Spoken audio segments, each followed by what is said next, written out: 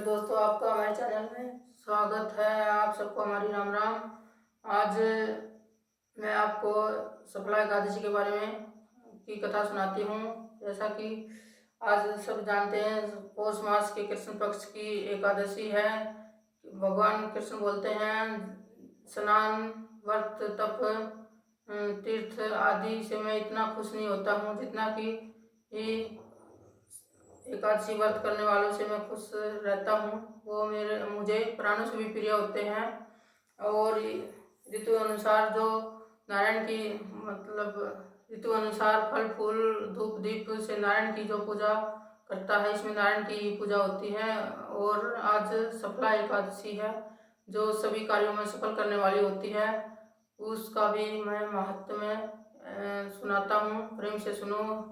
चंपावती नगरी में एक महिष्मान राजा राज्य करता था। उसके 4 पुत्र थे। बड़ा पुत्र बड़ा दुराचारी था, प्राय स्त्री के साथ गमन करता था और चोरी डाका मारता था।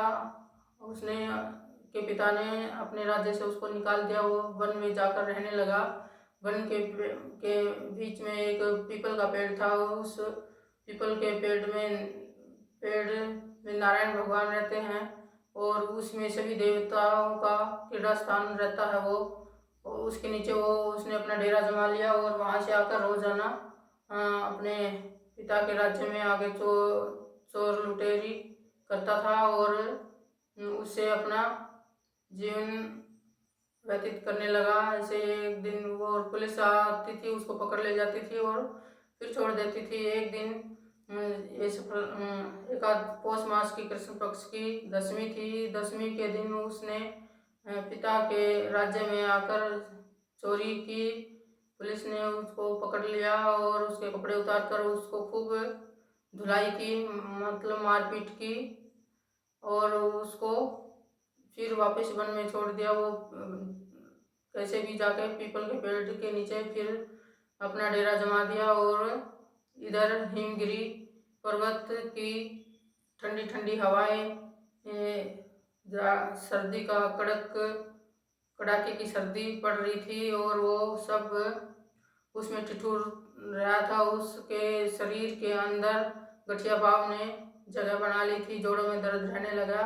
वो उठ कर भी नहीं चल पाता था। दिन निकलता था तो थोड़ा उसको राहत मिलती थी चलने में। एक दिन वो बहुत भूखा था, उसको भूख लगी थी तो ऊपर से नहीं तो मांग के खा सकता था, नहीं पेड़ के ऊपर से फल तोड़कर खा सकता था।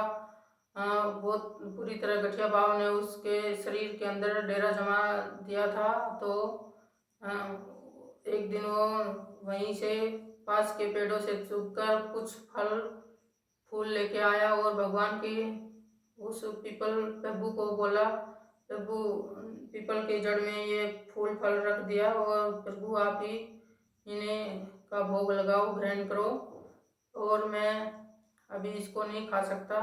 मैं अभी इस कष्ट वाले शरीर को लेकर क्या जीऊँगा, इससे अच्छा तो मर जाना अच्छा है। तो वही रात भर भगवान का ध्यान और नाम जप करने लगा। निंद्रा रात भर भक्ति किया और अगले दिन सवेरे जब दिन निकला तो प्रभु ने भी उसका भोग नहीं लगाया था और ऊपर से एक शव आया और उसको बोला, चलो तुम अब अपने पिता के घर चलो। और अश्व में के ऊपर बैठकर वो अपने पिता के घर आया। पिता ने उसको अपनी राजगद्दी सौंपकर वन में प्रस्थान किया भगवान का ध्यान तप करने के लिए। और वो आकर राज्य करने लगा, लुम्पक उसका बेटा। और खूब खुशी से उस नगरी में सभी एकादशी का व्रत करते थे। जैसा कि बोलते हैं,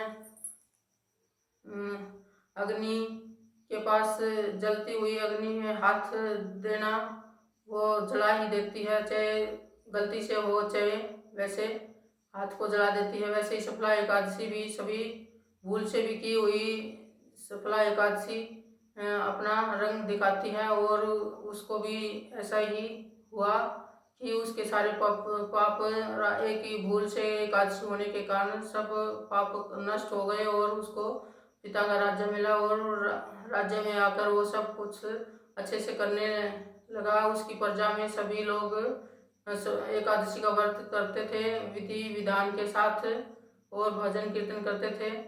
ऐसी है सफला एकादशी, अश्वमेध के बराबर मानी जाती है। बोलो एकादशी मैया की, शुक्ला एकादशी मैया की, पतित पावनी मैया की जय।